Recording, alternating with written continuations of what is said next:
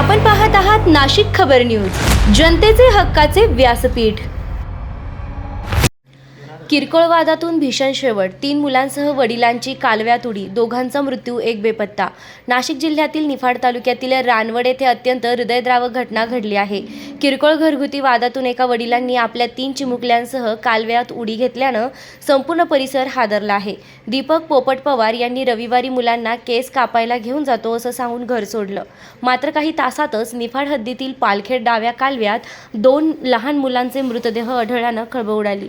मृत मुलांची ओळख प्रसाद वय 3 आणि वीर वय 5 अशी पटली असून दोघेही रानवड येथील रहिवासी होते। या घटनेनंतर पोलिसांनी तात्काळ शोध मोहीम राबवली।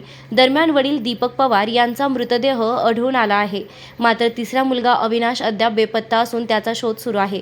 दीपक पवार हे आपल्या कुटुंबासह गेल्या 7 वर्षांपासून एका स्थानिक वाईन्स दुकानात काम करत होते। मेहनती व सर्वसामान्य कुटुंबावर असलेल्या या दुर्दैवी प्रसंगामुळे गावात शोककळा पसरली आहे। या प्रकरणाचा पुढील तपास पोलीस निरीक्षक गणेश गुरव यांच्या मार्गदर्शनाखाली सुरू असून पोलीस पथकाकडून बेपत्ता मुलाचा शोध युद्धपातळीवर सुरू आहे।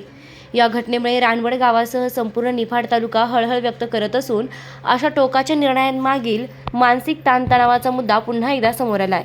मच्छिंद्र साळुंखे, नाशिक खबर, निफाड।